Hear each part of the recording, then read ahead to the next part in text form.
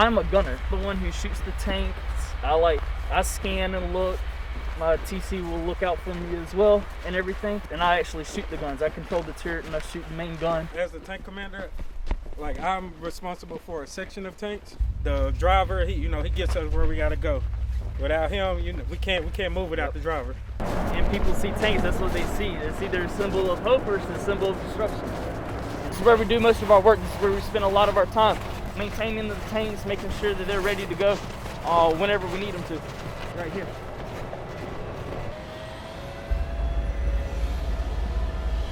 So this is the M1A2 SEP V2 Abrams American Main Battle Tank, the MBT, and it is 72 tons. It shoots a 120 millimeter main gun. It has a 240 coaxial machine gun that shoots a 7.62 round, a 50 cal machine gun on the TC station, and another 240 machine gun for the loader. And drive for about 6 hours straight on a full tank of gas. The maximum speed limit is 60 miles an hour. We all go through basic training, that's 9 weeks. That's the same. Then after that is AIT, which is advanced training. That's like another 7-8 weeks. They just extended it now, so I'm 22 weeks. Yeah, it's like 22 weeks now. We have mechanics attached to our company who they do most of the mechanics, like the harder stuff, level 20 stuff. So we work together. They're attached to us. We do have to come in the mornings and in the afternoons to start the engine so that the engines don't freeze up. That's a new thing that we've had experience. Back home it's hot, so you don't really have to worry about that. Being in the snow has definitely provided its own challenges. That's the name of the tank. That's Beerus, God of Destruction. In here, that's my sights right there up top. We call it the doghouse because you can see everything from inside of the gunner's hole. I have night optics, I have day optics, and I have auxiliary optics just in case those two go down. Right here, this is the coaxial machine gun that I mentioned before.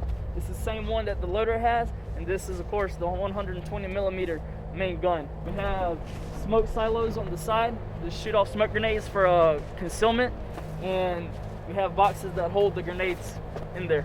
The loader and the tank commander will have an M4 assault rifle, and every crew member has an M9 handgun. This is this is the armor. This is what protects us. It's heavy. We're Americans, we like our stuff to be big and bulky. We like it to be tough. So it can take a beating and keep on going for a while. It's a moving fortress. We sleep on here, we eat on here. Whenever we get our MREs and they're cold, we just put them on the back deck because the engine is a turbine engine. So it heats up really hot. So we can just put our food on the back, heat it up. We have little stoves and we cook food on the top of it and everything to treat the tank like it is our house. So we make sure that it's clean, we make sure that it's taken care of. If the tank can't tank, then we can't do our job. Can't have that being here working with the Lithuanians. We can't have that not being able to do our job, because what we're doing here is important, it matters, and definitely it's a feeling shared across the battalion. This is Specialist Weber. What's up, everybody? This is Specialist Stewart. How you doing? We just got Stewart from Red Platoon, and me and Weber have been on this tank together for about 1.5 years, but he's been on this tank since over 2 years. Yeah, for 3 years now. And so we work together. He's my driver, me and him, because we're short one man. We do everything together on the tank. We work on it. We do maintenance. We check track. We help each other out. I'm from the cold, so I feel like I'm at home, but this is a lot more colder than home. This is the main gun. This is 120 millimeter. Gun round goes in, it shoots, destroys anything. You don't want to be on the other side of this. It's very bad.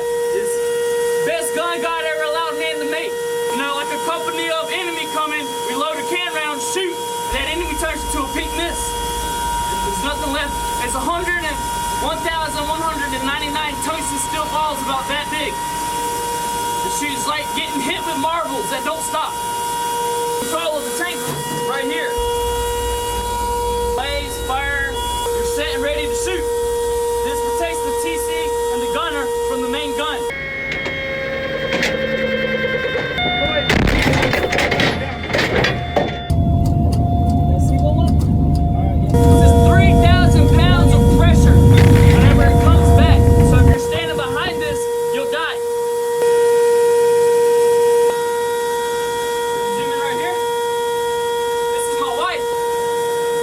picture back at home in Texas, and I carry it around with me everywhere I go. I got St. Michael.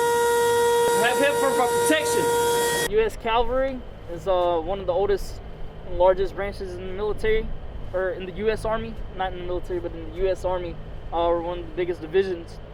You know, the shield and the horse represent old knights, and the shield representing protection and the horse representing cavalry. So it's being a tanker and the cavalry being attached to this unit, wearing that patch it's very meaningful. To wear this patch is heavy because there's a lot of history that comes with it. I joined the Army in July of 2018. I chose the 19 kilo MOS to be a tanker because I always wanted to be a soldier, and I just wanted to be, this is representation of power and destruction. That's what I wanted to be a part of. I want to put my name on this. So that's exactly why I enlisted. My family has a strong connection to the military. My grandfather was on an M60 tank in Vietnam in Khe Sanh, and my great uncle was in World War II on an M4 Sherman. He rode with General Patton's fleet, armor fleet, and chased Rommel out of North Africa during World War II. So he was there at the beginning of the campaign and everything. My great-grandfather, he was an ammo truck driver for the Army in the Korean War. So I have like a lot of background. Really neat. Like a lot of other Americans, my family's been in the military since the very beginning of the military for the United States Army. Like I said, being a tanker is just one of those things where it felt right. I felt it in my heart. There's nowhere else I would rather be. People right to my left and right, these are my family. These are my brothers. It's like being a tanker is completely different from any other MOS. There's just a connection that you have with, your tank, with your crew, with the people you serve with to your left and right that you just don't feel anywhere else. It's like I would do anything for these guys, and they do anything for me. Especially being a gunner, being in the gunner's hole and actually shooting the main gun, having that power.